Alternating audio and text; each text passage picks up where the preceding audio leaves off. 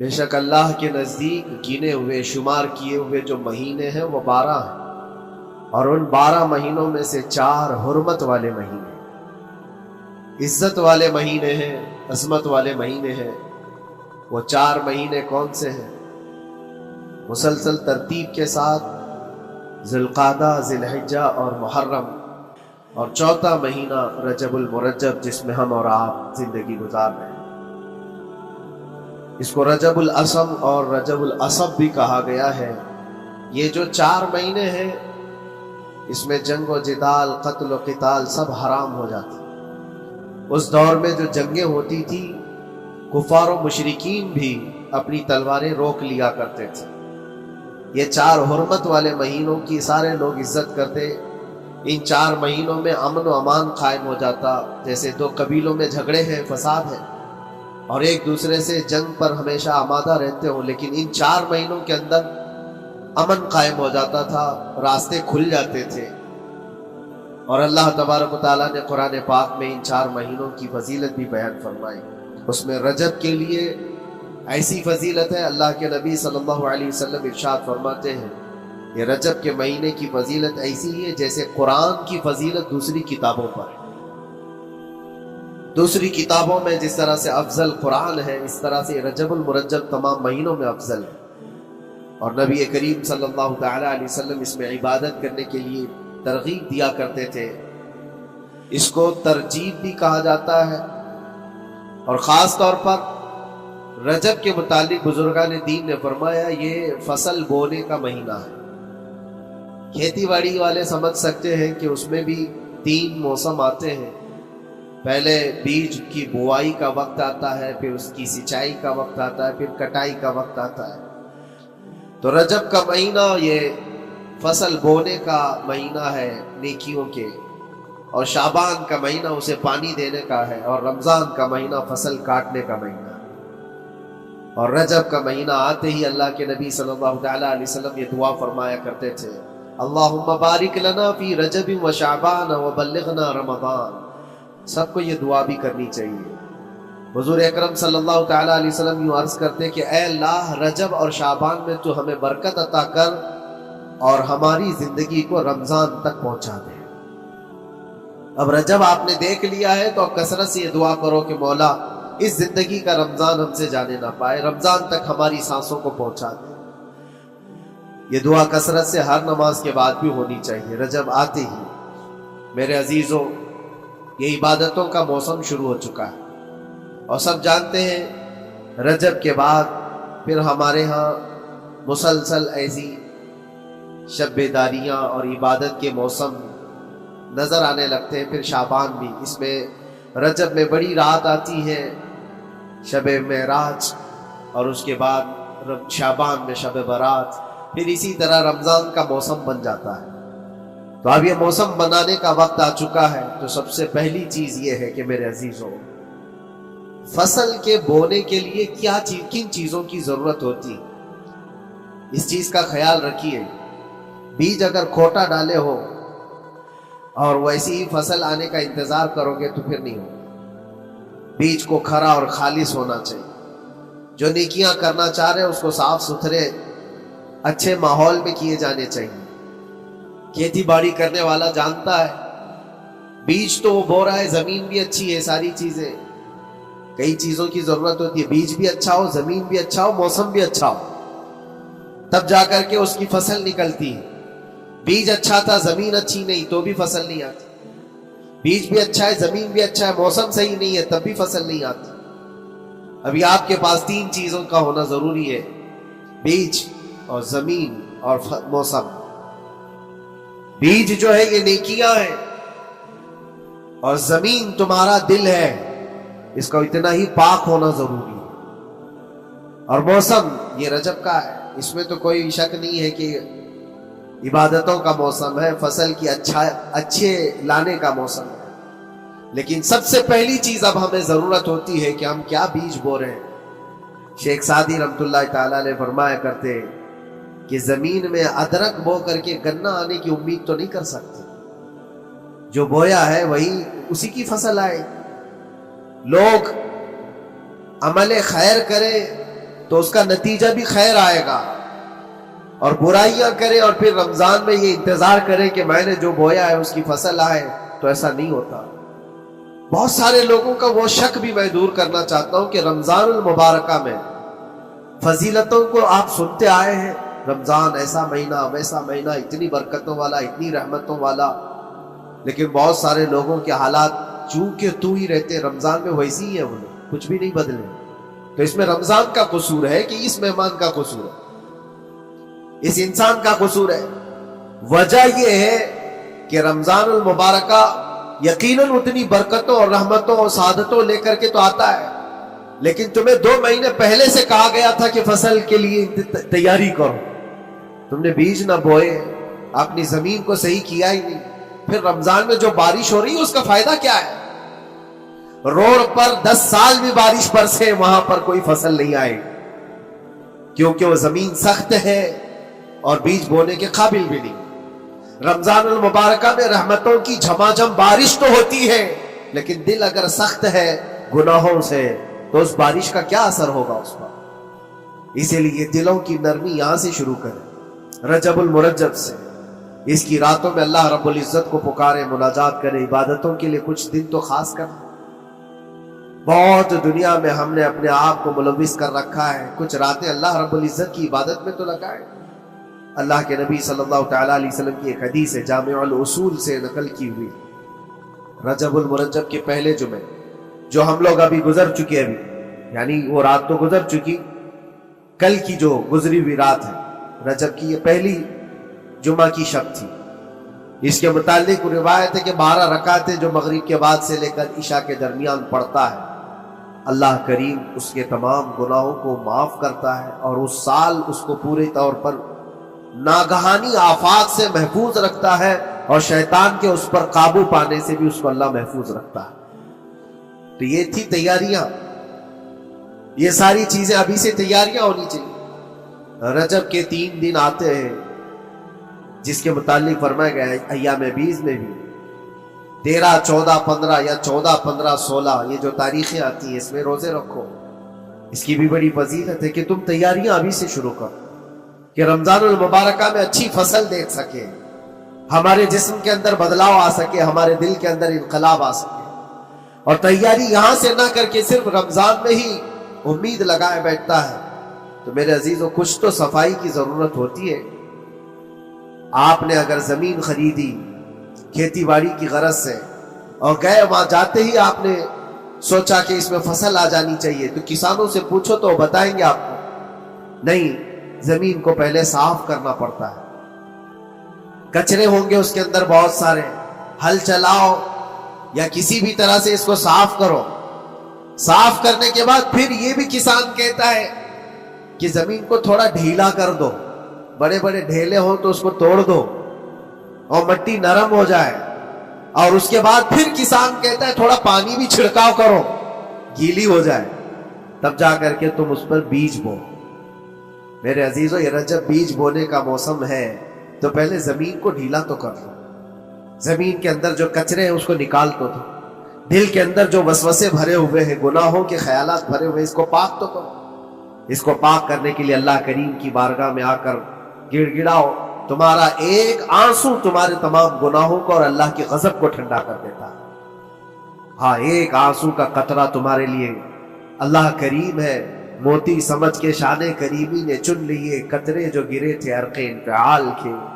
امام غزالی رحمۃ اللہ تعالی علیہ نے لکھا ہے کہ آج اللہ تبارک و تعالیٰ کی رحمت کو اپنی طرف مائل کرنے کے لیے اگر تم کچھ کر سکتے ہو تو بس یہ ہے کہ دنیا رونے اور گڑ گڑانے سے نہیں مانتی، لیکن مولا کریم بندے کے ایک مرتبہ سجدہ کر کے اسے پکارنے سے فوراً قبول کرتا۔ موسیٰ علیہ الصلوۃ والتسلیم اللہ تعالیٰ سے پوچھتے ہیں، مولا جب تیرے بندے تجھے پکارتے ہیں تو اس میں نیک لوگ بھی ہوتے ہیں اور گنہگار بھی ہوتے ہیں، تو کیا تو سب کی پکار کا جواب دیتا ہے؟ توجہ، اللہ رب العزت فرماتا ہے، اے موسیٰ میرے پکارنے والے بندوں میں نیکوکار بھی ہیں، گنہگار بھی ہیں۔ ہاں، نیک بندہ جب مجھے پکارتا ہے یا ربی، تو میں جواب میں کہتا ہوں لبیک یا عبدی، اے میرے بندے میں حاضر ہوں، بتا تیری کیا حاجت ہے۔ پھر موسیٰ علیہ السلام پوچھتے ہیں کہ مولا یہ تو نیک بندہ جب پکارتا ہے تو تو کہتا ہے لبیک یا عبدی، اور جب گنہگار پکارتا ہے تب کیا کہتا ہے؟ رب تعالیٰ فرماتا ہے جب میرا گنہگار بندہ مجھے پکارتا ہے یا ربی، تو میں اس کے جواب میں 70 بار لبیک یا عبدی کہتا ہوں۔ ایک بار پکارے 70 بار جواب، ایسا کیوں ہے؟ تو فرماتا ہے میرا رب نیکوکار کو اس کی نیکیوں پر بھروسہ ہے کہ اللہ معاف کرے، اور گنہگار کو صرف میری رحمت پر بھروسہ ہے۔ اس کے پاس ہے کچھ نہیں، اس کے آس پاس وہ نظر ڈالتا ہے میں نے کوئی ایسی نیکی رکھی نہیں ہے، صرف اللہ رب العزت کی رحمت ہے جو مجھے معاف کر سکتی ہے۔ وہ مجھ پر یقین کر کے پکارتا ہے، اس لیے اس کے سوال کا میں بار بار جواب دیتا ہوں۔ عزیزان گرامی وقار، اقبال نے سچ ہی کہا تھا، ہم تو مائل بکرم ہے کوئی سائل ہی نہیں۔ یہ رب تبارک و تعالیٰ کی طرف سے ہے کہ اللہ تبارک و تعالیٰ کرم پر کرم کرنے کے لیے موقع عنایت کرتا ہے، یا بندے کو آنے کا موقع ہی نہیں ہے، بندہ آنا نہیں چاہتا ہے۔ اس سے پہلے کہ تمہارے ساری چیزیں بند ہو جائیں، دروازے ختم ہو جائیں، اللہ رب العزت کی بارگاہ میں آؤ اور اسے پکارو، یقیناً یہ تمام چیزیں تمہاری زندگی میں انقلاب لاتی ہیں، بہت بڑی تبدیلی لاتی ہیں۔ عزیزان گرامی، پھر میں یہ عرض کرتا ہوں کہ رجب کے اس مہینے میں دل کو نرم کرنا بہت ضروری ہے۔ دلوں کی سختیاں آج گناہوں کی طرف مائل کرتی ہیں۔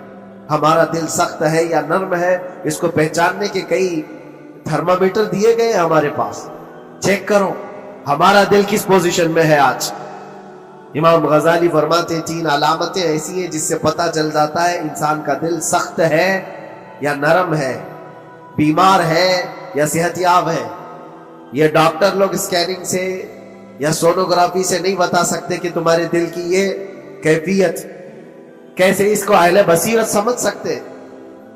فرماتے ہیں کہ اگر مسجد میں زیادہ دیر تک بیٹھ نہیں پاتا تو سمجھ لو اس کا دل بیمار ہے، اس کا دل سخت ہو چکا ہے، اس کو مسجد میں بیٹھنے نہیں دیتا۔ یہی دل ٹیلی ویژن کے سامنے 3 گھنٹے بیٹھے، اس کو کچھ بھی اکتاہٹ نہیں آتی، موبائل پر گیم کھیلتا رہتا ہے، 4 گھنٹے گزر گئے کہ 5 گھنٹے گزر گئے اسے پتہ ہی نہیں۔ آج ایک سروے کے مطابق ہر انسان جو موبائل چلاتا ہے اس میں 18 گھنٹے وہ بیزی ہے دن کے۔ کئی جگہوں پر ایسے حالات آئے 18 گھنٹے دن میں ہوتے ہی 24 گھنٹے، جس میں 6 گھنٹے اگر آرام کے نکالے تو باقی پورے 18 گھنٹے کیسے انسان بیزی رہ سکتا ہے؟ اس میں کھانا بھی ہے، پینا بھی ہے، حاجتیں بھی ہیں، لیکن سروے کے مطابق یہ بھی بات آئی ہے کہ 18 گھنٹے کنزیوم کرتے ہیں۔ میرے عزیزوں، اس میں کوئی اکتاہٹ اور اس میں کوئی ملال نہیں آتا، بیزارگی نہیں آتی۔ اور اللہ کے گھر میں یا فرض سے نماز سے ابھی سلام پھیرا کیا کہ بھاگنے کی تمنا ہوتی ہے۔ کئی جگہوں پر تو ایسا ہے، اسی لیے اللہ کے نبی صلی اللہ تعالیٰ علیہ وسلم کی ایک حدیث میں سناتا ہوں، ارشاد فرماتے 2 چیزیں کسی منافق کے اندر جمع نہیں ہو سکتی، 2 چیزیں منافق آدمی کے اندر آ ہی نہیں سکتی۔ وہ کیا چیزیں؟ حضور پاک صلی اللہ تعالیٰ علیہ وسلم فرماتے اچھے اخلاق منافق کے اندر نہیں آتے، اور اللہ کی اور اس کے رسول کی ہر بات پر یقین، یہ منافق کے اندر نہیں آ سکتی۔ اور منافق کی یہ علامتیں بتاتے بتاتے میرے نبی نے فرمایا، دیکھنا کہ مسجد میں منافق سب سے اخیر میں آئے گا اور سب سے جلدی بھاگے گا، اس کا دل نہیں لگتا، دل سخت ہو چکا ہے۔ اور بازار میں سب سے پہلے جائے گا اور سب سے لاسٹ میں نکلے گا۔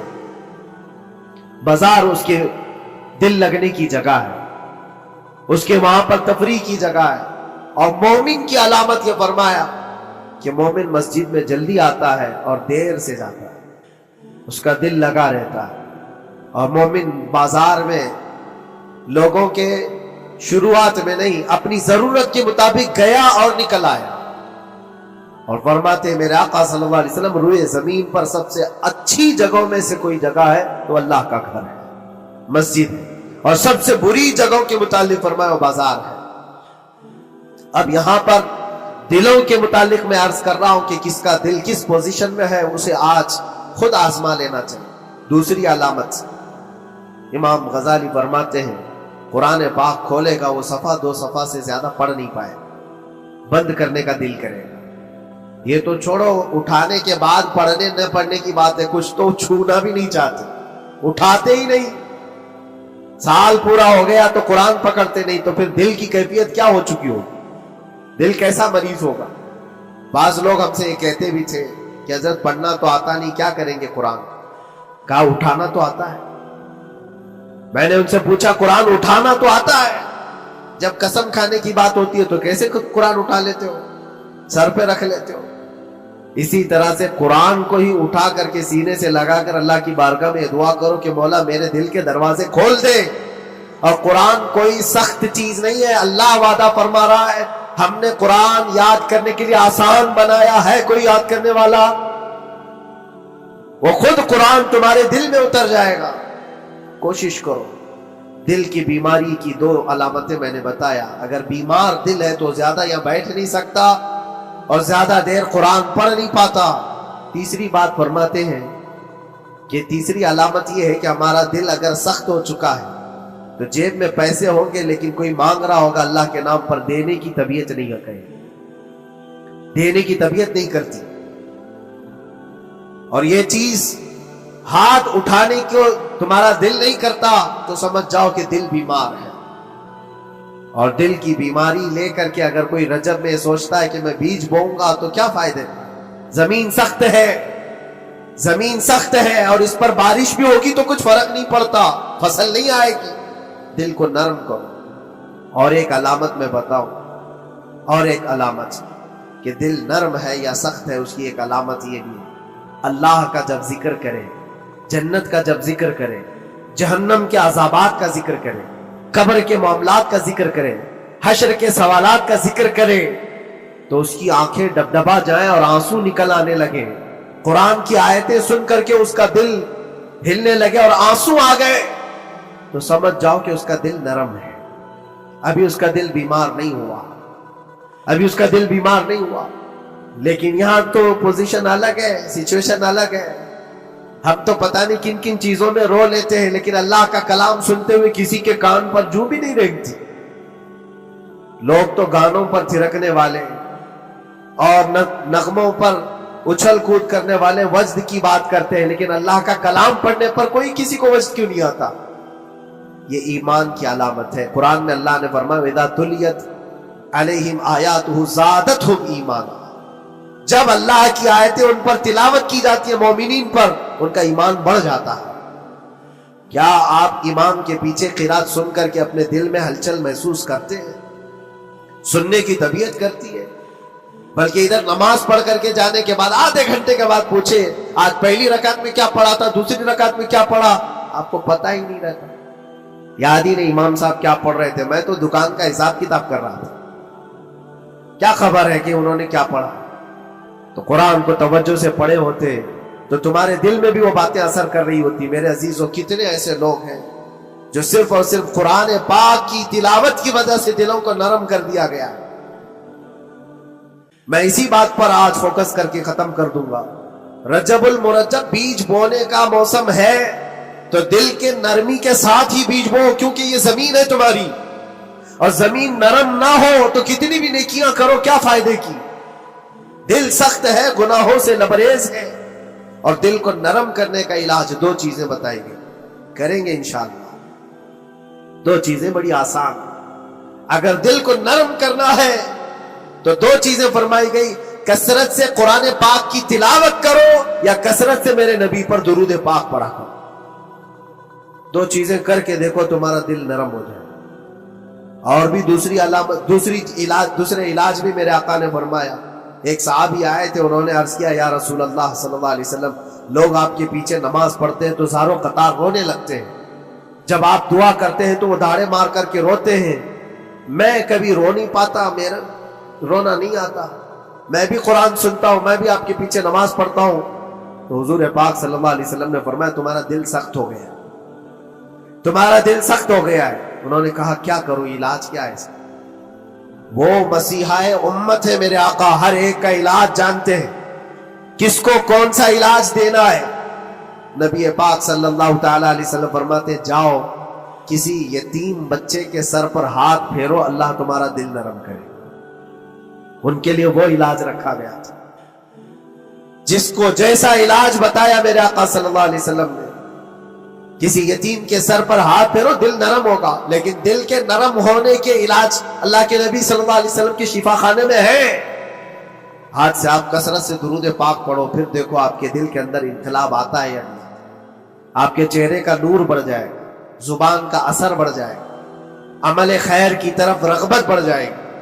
کثرت سے جب بندہ حضور پاک صلی اللہ علیہ وسلم پر درود پڑھتا ہے، اس کی زبان سے جھوٹ نکل جاتا ہے، گالی اس کی زبان پر نہیں آ پاتی، کیونکہ وہ پاک کرتا چلا جاتا ہے اپنی زبان کو اللہ کے نبی کا نام لے کر کے۔ میرے عزیزو، اس میں دقت کیا ہے درود پاک کثرت سے پڑھنے؟ آپ جہاں چل رہے ہو، پھر رہے ہو، اٹھ رہے ہو، بیٹھ رہے ہو، انتظار میں ہو، سونے کے لیے جا رہے ہو، زبان ہی تو ہلانا ہے میرے نبی پاک صلی اللہ علیہ وسلم کی بارگاہ میں درود پڑھ کر۔ اور ضروری نہیں ہے کہ بہت لمبے لمبے درود پاک آپ کو یاد کرنے ہو، صلی اللہ علیہ وسلم بھی پڑھ لیا تو یہ درود پاک ہے، یہ درود پاک ہے۔ یا تو پھر الصلاۃ والسلام علیک یا رسول اللہ کہتا ہے تو یہ بھی درود پاک ہے، درود پاک ہے یہ۔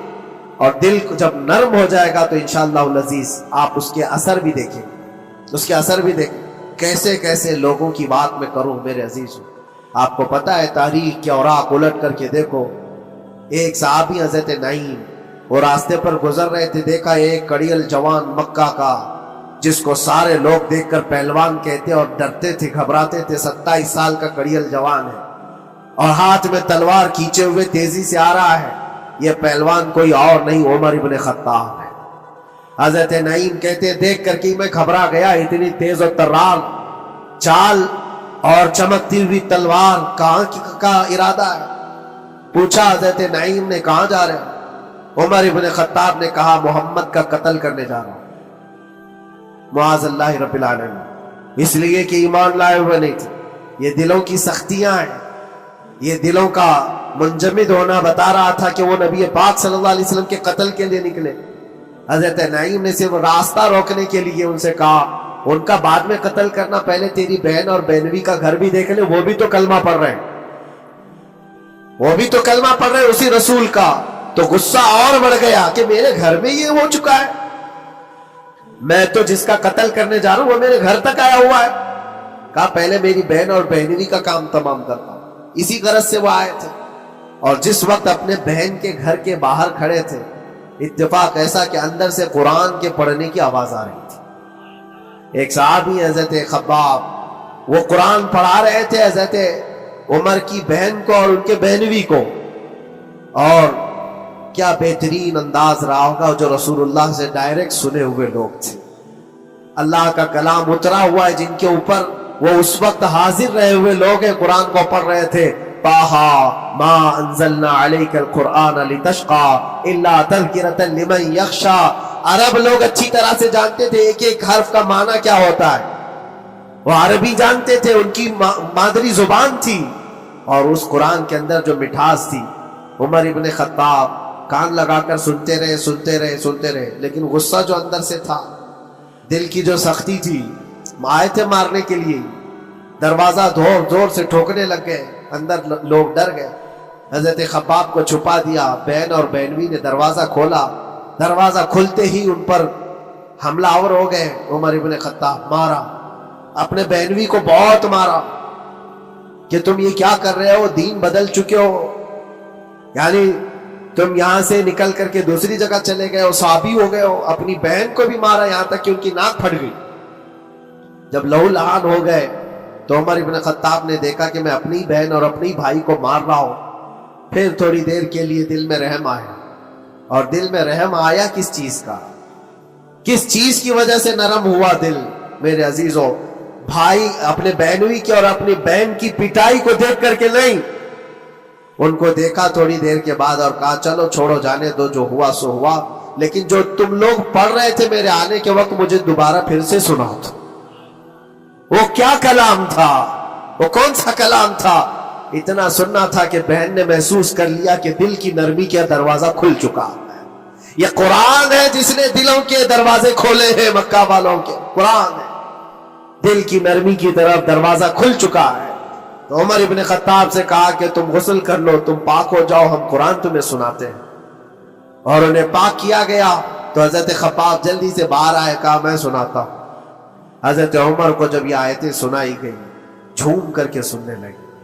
قرآن کی وہ آیتیں 16 یا 17 آیتیں ہی سن پائے تھے کہ ان کے جسم کے اندر راشا تاری ہوا، کپ کپی آئی۔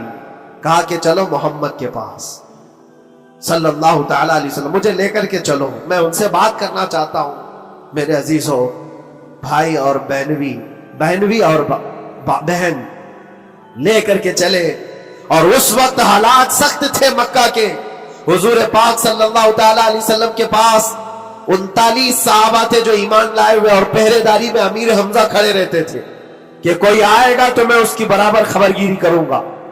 عمر ابن خطاب کو تلوار لٹکاتے ہوئے آتے دیکھا تو صحابہ گھبرا گئے، مکہ کا بڑا پہلوان ہے، اس کو بھڑکا کر کے لوگوں نے بھیج دیا ہوگا، اب کیا ہوگا، یہ پٹائی بہت بری طرح سے سب کی کرے گا، غریب صحابہ ہے اور حضور پر ہاتھ نہ اٹھا دے۔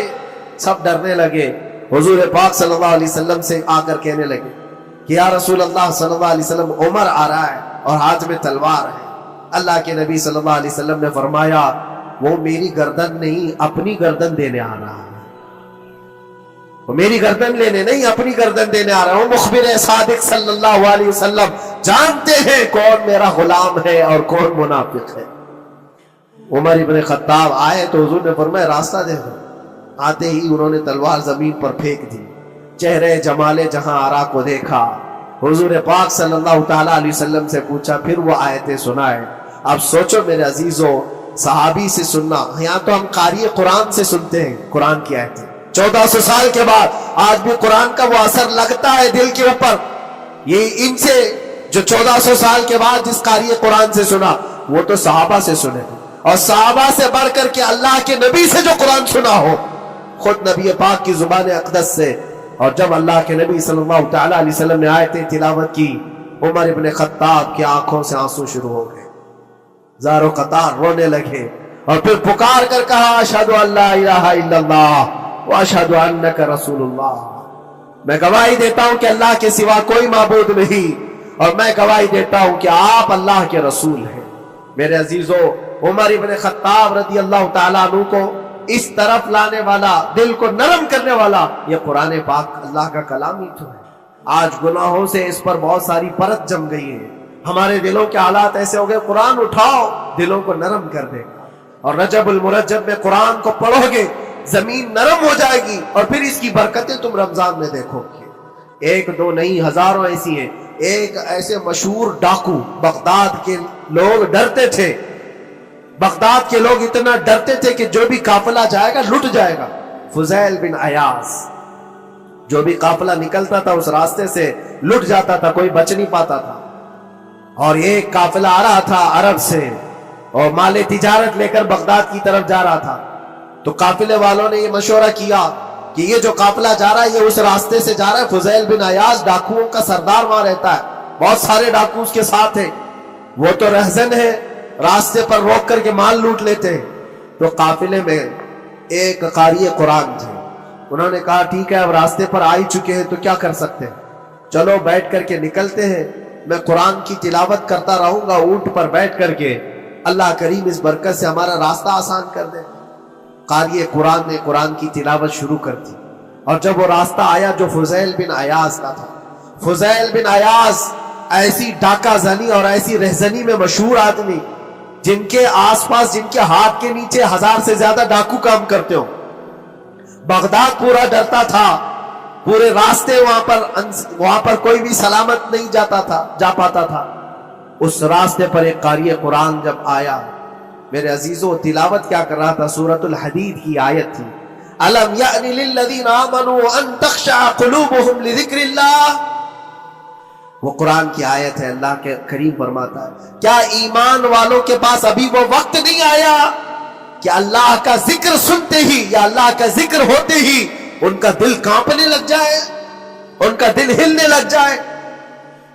فضیل بن عیاض کے کانوں میں یہ آیت پڑھ رہی تھی، قاری قرآن بار بار اس آیت کو پڑھ رہا، کیا وہ وقت ابھی ایمان والوں کے پاس نہیں آیا کہ وہ اللہ کے ذکر سے دہل جائیں؟